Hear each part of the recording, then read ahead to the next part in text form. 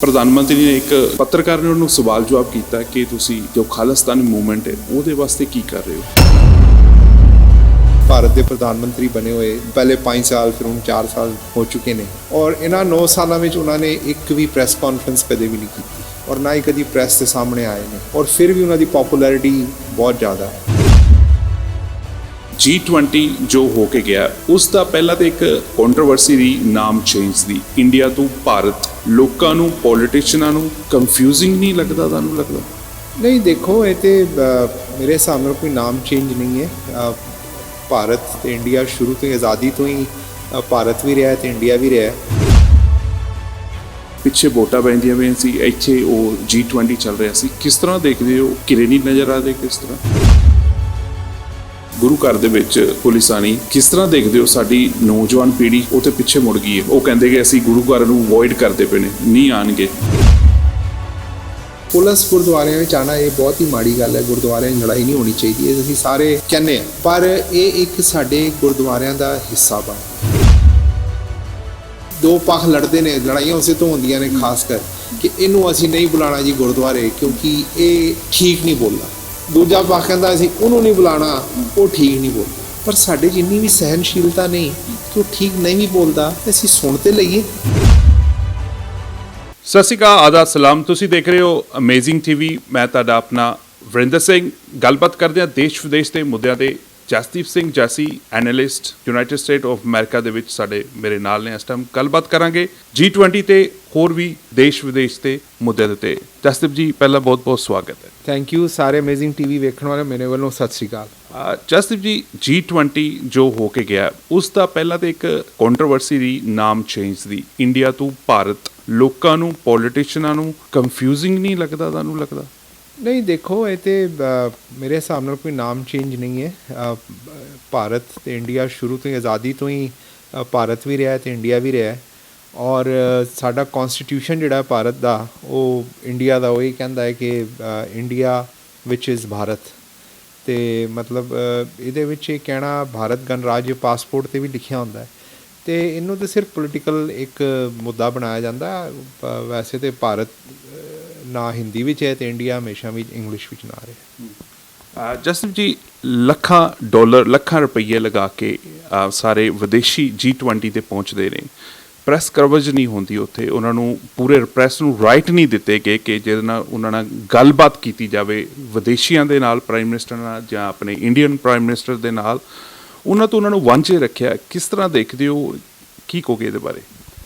ਇਹਦੇ ਬਾਰੇ ਦੇਖੋ ਪ੍ਰਧਾਨ ਮੰਤਰੀ ਮੋਦੀ ਨੂੰ ਆਲਮੋਸਟ 9 ਸਾਲ ਹੋ ਗਏ ਨੇ ਭਾਰਤ ਦੇ ਪ੍ਰਧਾਨ ਮੰਤਰੀ ਬਣੇ ਹੋਏ ਪਹਿਲੇ 5 ਸਾਲ ਫਿਰ ਹੁਣ 4 ਸਾਲ ਹੋ ਚੁੱਕੇ ਨੇ ਔਰ ਇਹਨਾਂ 9 ਸਾਲਾਂ ਵਿੱਚ ਉਹਨਾਂ ਨੇ ਇੱਕ ਵੀ ਪ੍ਰੈਸ ਕਾਨਫਰੰਸ ਕਦੇ ਵੀ ਨਹੀਂ ਕੀਤੀ ਔਰ ਨਾ ਹੀ ਕਦੀ ਪ੍ਰੈਸ ਦੇ ਸਾਹਮਣੇ ਆਏ ਨੇ ਔਰ ਫਿਰ ਵੀ ਉਹਨਾਂ ਦੀ ਪਪੂਲੈਰਿਟੀ ਬਹੁਤ ਜ਼ਿਆਦਾ ਹੈ ਤੇ ਮੈਂ ਸਮਝਦਾ ਉਹਨਾਂ ਦੀ ਇਹੀ ਨੀਤੀ ਉਹਨਾਂ ਨੇ ਇੱਥੇ ਵੀ ਰੱਖੀ ਔਰ ਦੂਜਾ ਬਾਕੀ ਸਾਰੇ ਲੀਡਰਾਂ ਨੇ ਆਪਣੀ ਪ੍ਰੈਸ ਕਾਨਫਰੰਸ ਕੀਤੀ ਰਿਸ਼ੀ ਸਨੂਕ ਨੇ ਵੀ ਕੀਤੀ ਕੈਨੇਡਾ ਦੇ ਨੇ ਵੀ ਕੀਤੀ ਇੱਕ ਬਾਈਡਨ ਔਰ ਮੋਦੀ ਦੀ ਨਹੀਂ ਹੋਈ ਔਰ ਉਹ ਮੇਰੇ ਖਿਆਲ ਸੇ ਮੈਂ ਸਮਝਦਾ ਕਿ ਕਿਉਂਕਿ ਬਾਈਡਨ ਜਿਹੜਾ ਹੈ ਉਹ ਵੀ ਇਸ ਵੇਲੇ ਪ੍ਰੈਸ ਨੂੰ ਫੇਸ ਕਰਨ 'ਚ ਬਿਲਕੁਲ ਜ਼ੀਰੋ ਹੋ ਚੁੱਕੇ ਨੇ।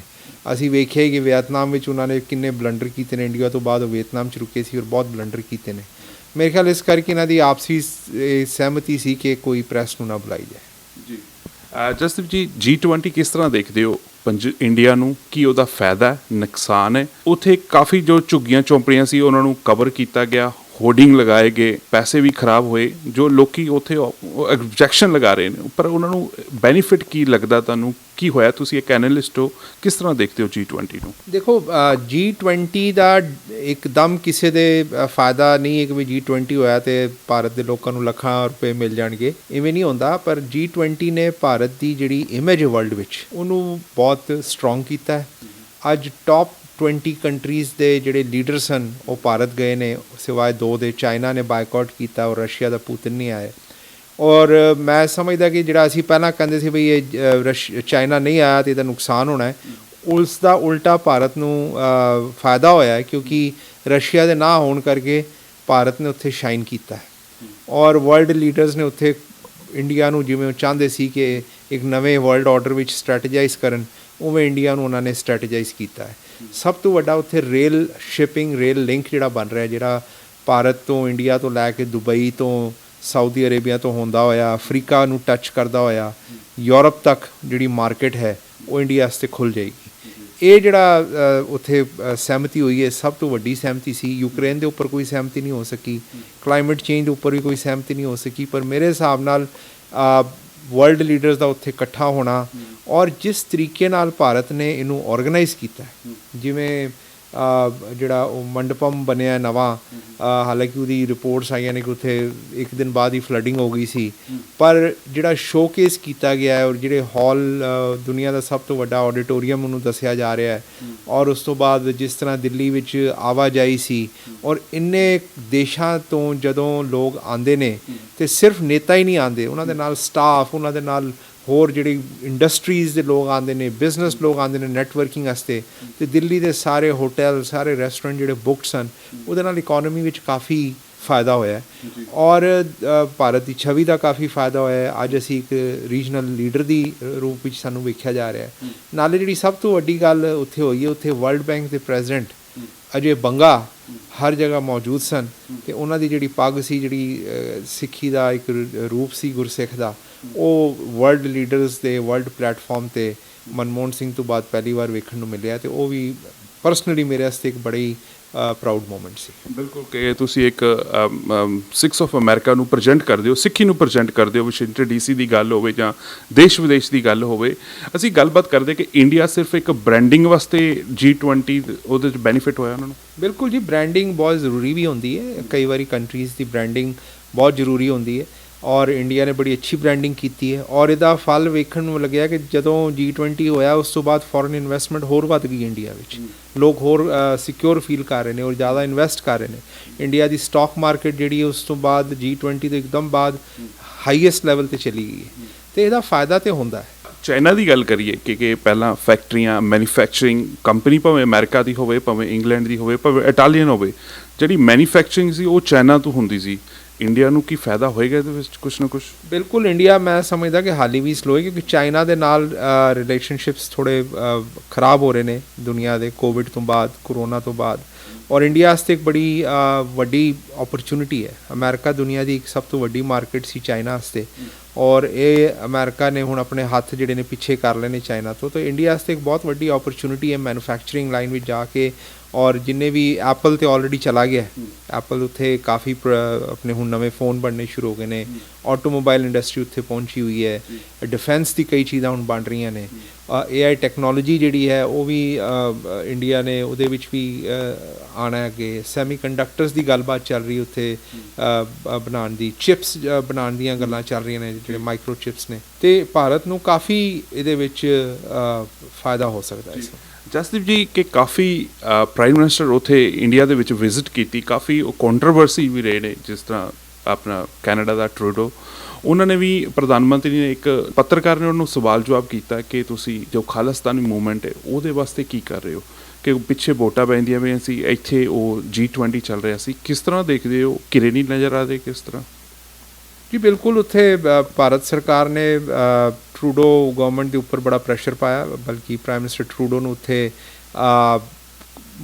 ਕਹਿਣਾ ਵੀ ਪਿਆ ਪਹਿਲੀ ਵਾਰ ਕਿ ਕੁਝ ਬੰਦਿਆਂ ਦੇ ਗਲਤ ਕੰਮ ਅਸੀਂ ਪੂਰੀ ਕੌਮ 'ਤੇ ਨਹੀਂ ਬਲੇਮ ਕਰ ਸਕਦੇ, ਪਰ ਉਹਨਾਂ ਨੇ ਮੰਨਿਆ ਕਿ ਕੁਝ ਬੰਦੇ ਉੱਥੇ ਗਲਤ ਕੰਮ ਕਰ ਰਹੇ ਨੇ, ਔਰ ਜਿਹੜਾ ਕਿ ਕੈਨੇਡਾ ਅੱਜ ਤੱਕ ਨਹੀਂ ਮੰਨਦਾ ਸੀ, ਔਰ ਹਾਲਾਂਕਿ ਉਹਨਾਂ ਨੇ ਫਰੀडम ਆਫ ਐਕਸਪ੍ਰੈਸ਼ਨ ਔਰ ਰਾਈਟਸ ਦਾ ਹਵਾਲਾ ਵੀ ਦਿੱਤਾ, ਪਰ ਉਹਨਾਂ ਨੇ ਇਹ ਵੀ ਕਿਹਾ ਕਿ ਕੁਝ ਲੋਕ ਗਲਤ ਕੰਮ ਕਰ ਰਹੇ ਨੇ, ਇਸ ਕਰਕੇ ਅਸੀਂ ਪੂਰੀ ਕੌਮ ਨੂੰ ਨਹੀਂ ਕਹਿ ਸਕਦੇ ਕਿ ਉਹ ਗਲਤ ਨੇ, ਜੋ ਕਿ ਬਿਲਕੁਲ ਠੀਕ ਗੱਲ ਹੈ।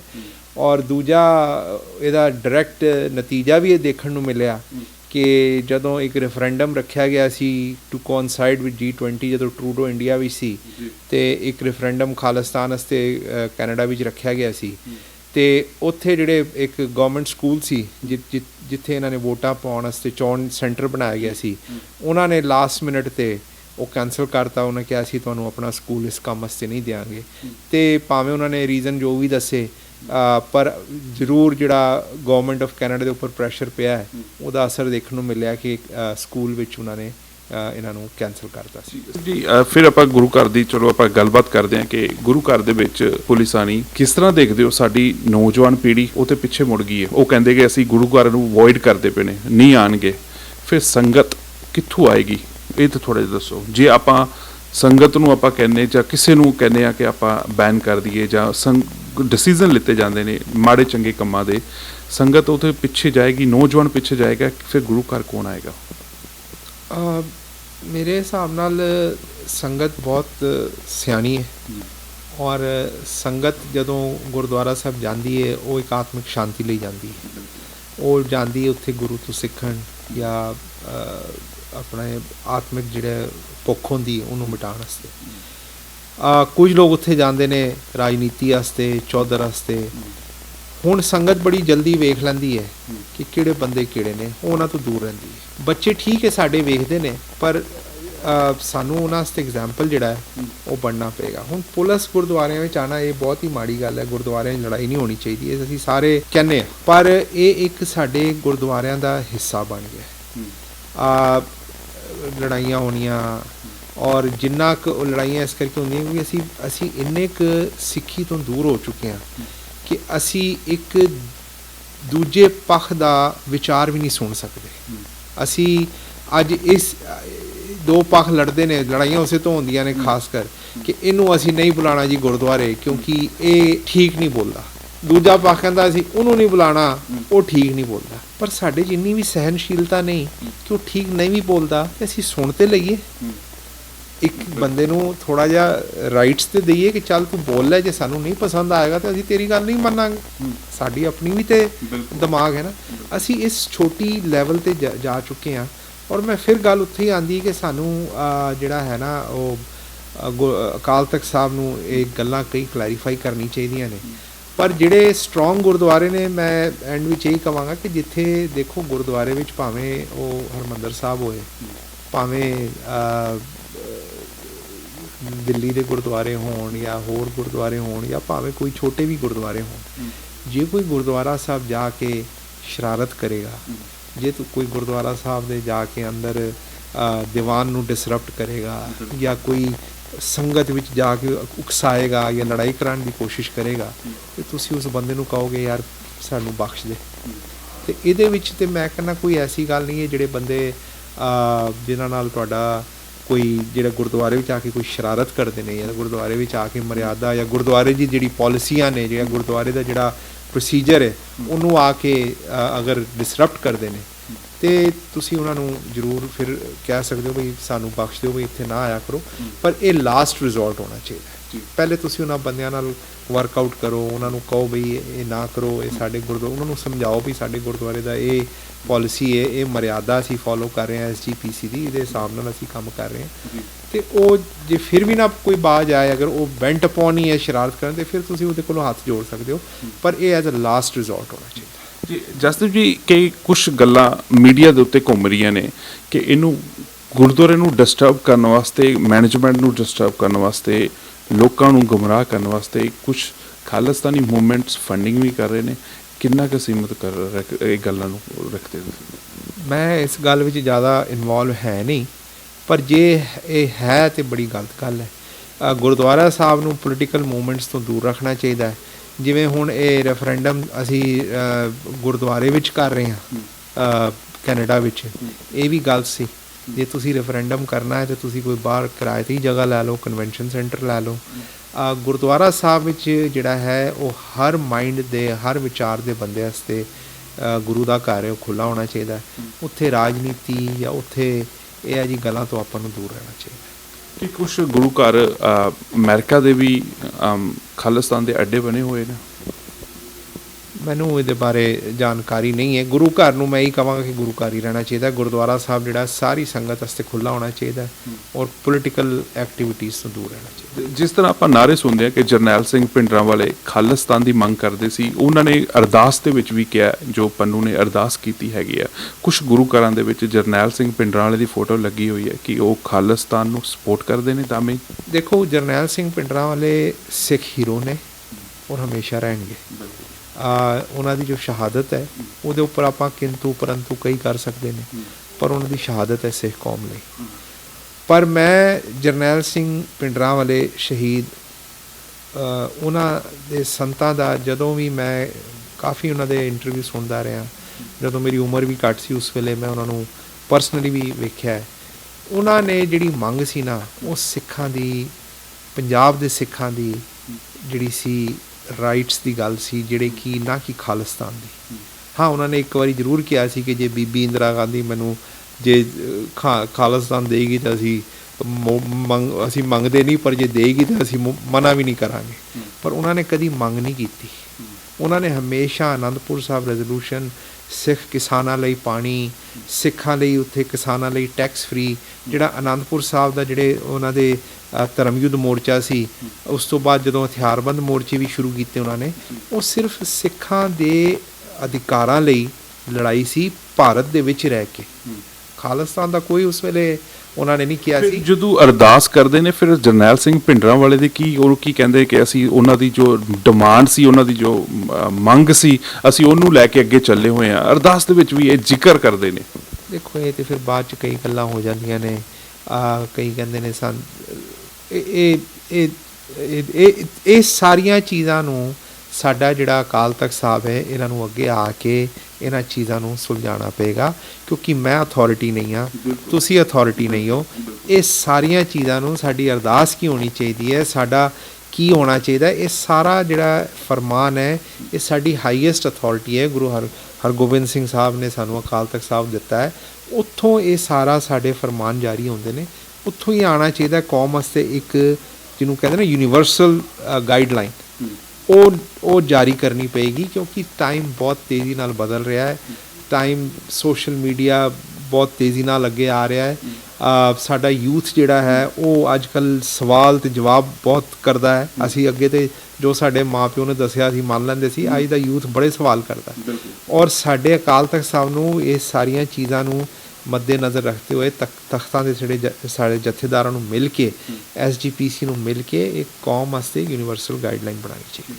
ਜਸਟਿਸ ਜੀ, ਇੱਕ ਹਰੀ ਸਿੰਘ ਨਲਵੇ ਦੀ ਫੋਟੋ ਬੜੀ ਵਾਇਰਲ ਹੋ ਰਹੀ ਹੈ, ਜੋ ਹੁੱਡੀ ਤੇ ਲਗਾਈ ਗਈ, ਟੀ-ਸ਼ਰਟ ਦੇ ਇੱਕ ਟੀਮ ਤੇ ਲਗਾਈ ਗਈ। ਆਪਣੇ ਪੰਜਾਬੀ ਸਿੰਗਰ, ਬਾਲੀਵੁੱਡ ਦੇ ਸਿੰਗਰ ਕਾਫੀ ਭੱਜਦੇ ਨੇ ਪਿੱਛੇ ਕਿ ਆਪਣੇ ਆਪ ਨੂੰ ਪ੍ਰੈਜੈਂਟ ਕਰਨ ਵਾਸਤੇ, ਇੱਕ ਟਰਬਨ ਵਾਸਤੇ ਜਾਂ ਸਿੱਖੀ ਵਾਸਤੇ। ਇੱਕ ਕਾਲੇ ਨੇ, ਅਮਰੀਕਨ ਨੇ, ਉਹਨਾਂ ਨੇ ਲਗਾਈ। ਕਿਸ ਤਰ੍ਹਾਂ ਦੇਖਦੇ ਹੋ? ਇਹ ਪੂਰੀ ਡਾਲਸ ਕਾਊਬॉयਜ਼ ਦੀ ਜਿਹੜੀ ਟੀਮ ਹੈ, ਉਹਨਾਂ ਨੇ ਇਸ ਸਾਲ ਦੀ ਥੀਮ ਜਿਹੜੀ ਹੈ ਸਾਡੇ ਮਹਾਨ ਯੋਧਾ ਹਰੀ ਸਿੰਘ ਨਲਵਾ ਜੀ ਦੇ ਉੱਪਰ ਉਹਨਾਂ ਨੇ ਰੱਖੀ ਹੈ। ਔਰ ਮੀਰੀ ਪੀਰੀ ਜਿਹੜੀ ਅੱਗੇ ਵੀ ਸਾਡੇ ਗੁਰੂ ਹਰਗੋਬਿੰਦ ਸਾਹਿਬ ਨੇ ਸਾਨੂੰ ਮੀਰੀ ਪੀਰੀ 2 ਤਲਵਾਰਾਂ ਦਿੱਤੀਆਂ ਸੀ, ਉਹ ਵੀ ਉਹਨਾਂ ਨੇ ਉੱਥੇ ਲਾਈਆਂ ਨੇ। ਔਰ Dallas Cowboys one of the best America ਦੀ ਜਿਹੜੀ ਹੈ ਉਹ ਫੁੱਟਬਾਲ ਦੀ ਟੀਮ ਹੈ। ਔਰ ਇਹਦੇ ਨਾਲ ਬਹੁਤ ਹੀ ਸਿੱਖੀ ਦੀ ਜਿਹੜੀ ਇਮੇਜ ਹੈ, ਗੁਰਸਿੱਖ ਦੀ ਜਿਹੜੀ ਇਮੇਜ ਹੈ, ਉਹ ਬਹੁਤ ਉੱਪਰ ਤੱਕ ਗਈ ਹੈ। ਸਿੱਖਾਂ ਨੂੰ ਜਿਹੜਾ 9/11 ਤੋਂ ਬਾਅਦ ਜਿਹੜਾ ਡੈਮੇਜ ਹੋਇਆ ਸੀ ਥੋੜ੍ਹਾ ਇਮੇਜ ਦਾ, ਉਹ ਬਹੁਤ ਹੀ ਪੋਜ਼ੀਟਿਵ ਤਰੀਕੇ ਨਾਲ ਆ ਰਹੀ ਉੱਪਰ। ਜਿਹੜੇ ਸਾਡੇ ਇੱਕ ਹੋਰ ਸਿੱਖ ਭਰਾ ਹੈ ਸਾਡਾ, ਜਿਹੜਾ ਕਿ ਬਿਗ ਬ੍ਰਦਰ, ਇੱਥੇ ਦਾ ਅਮਰੀਕਾ ਦਾ ਸ਼ੋਅ ਹੈ ਜਿਹੜਾ ਕਿ ਇੰਡੀਆ ਵਿੱਚ ਬਿਗ ਬੌਸ ਦੇ ਨਾਂ 'ਤੇ ਆਉਂਦਾ, ਜੋ ਸਲਮਾਨ ਖਾਨ ਹੋਸਟ ਕਰਦਾ ਹੈ, ਇੱਥੇ ਬਿਗ ਬ੍ਰਦਰ ਦੇ ਨਾਂ 'ਤੇ ਆਉਂਦਾ ਹੈ। ਉਹਦੇ ਵਿੱਚ ਪਾਰਟਿਸਿਪੈਂਟ ਹੈ ਔਰ ਬਹੁਤ ਹੀ ਅੱਛਾ ਕਰ ਰਿਹਾ ਹੈ। ਸਾਡੇ ਅਜੇ ਬੰਗਾ ਵਰਲਡ ਬੈਂਕ ਦੇ ਪ੍ਰੈਜ਼ੀਡੈਂਟ ਬਣੇ ਹੋਏ ਨੇ। ਅਤੇ ਮੈਂ ਸਮਝਦਾ ਕਿ ਸਿੱਖ ਬਿਲਕੁਲ ਕਿਧਰੇ ਵੀ ਗੁਲਾਮ ਨਹੀਂ ਹੈ, ਔਰ ਸਿੱਖ ਬੜੀ ਚੜ੍ਹਦੀ ਕਲਾ 'ਚ ਦੁਨੀਆ ਵਿੱਚ, ਔਰ ਸਿੱਖ ਜਿਹੜੇ ਨੇ ਉਹ ਚੜ੍ਹਦੀ ਕਲਾ 'ਚ ਰਹਿਣ। ਜਿਹੜਾ ਇਹ ਅਸੀਂ ਥੋੜ੍ਹੇ ਬਹੁਤ ਆਪਸ ਵਿੱਚ ਮਤਭੇਦ ਨੇ ਗੁਰਦੁਆਰਿਆਂ ਦੇ ਜਾਂ ਇੱਧਰ ਉੱਧਰ ਦੇ, ਜੇ ਅਸੀਂ ਇਹਨਾਂ ਨੂੰ ਓਵਰਕਮ ਕਰਕੇ ਜੇ ਯੂਨਾਈਟ ਹੋ ਜਾਈਏ ਸਾਰੇ, ਔਰ ਅਸੀਂ ਅੱਜ ਪੰਜਾਬ ਦੀ ਬਿਹਤਰੀ ਵਾਸਤੇ ਸਾਰੇ ਮਿਲ ਕੇ ਕੰਮ ਕਰੀਏ, ਔਰ ਮੈਂ ਸਮਝਦਾ ਕਿ ਸਿੱਖ ਦੁਨੀਆ 'ਚ ਸਭ ਤੋਂ ਅੱਗੇ ਹੋਣਗੇ। ਬਿਲਕੁਲ। ਇਹ ਸੀ ਜਸਦੀਪ ਸਿੰਘ ਜੱਸੀ। ਤੁਸੀਂ ਦੇਖ ਰਹੇ ਹੋ ਅਮੇਜ਼ਿੰਗ TV। ਦੇਸ਼ ਵਿਦੇਸ਼ ਦੇ ਮੁੱਦੇ ਫਿਰ ਆਵਾਂਗੇ ਇੱਕ ਨਵੇਂ ਮੁੱਦੇ ਲੈ ਕੇ ਨੈਕਸਟ ਵੀਕ। ਦੇਖਦੇ ਰਹੋ ਦੇਸ਼ ਵਿਦੇਸ਼ ਦੇ ਮੁੱਦੇ ਵਰਿੰਦਰ ਦੇ ਨਾਲ। ਧੰਨਵਾਦ। ਸਤਿ ਸ਼੍ਰੀ ਅਕਾਲ।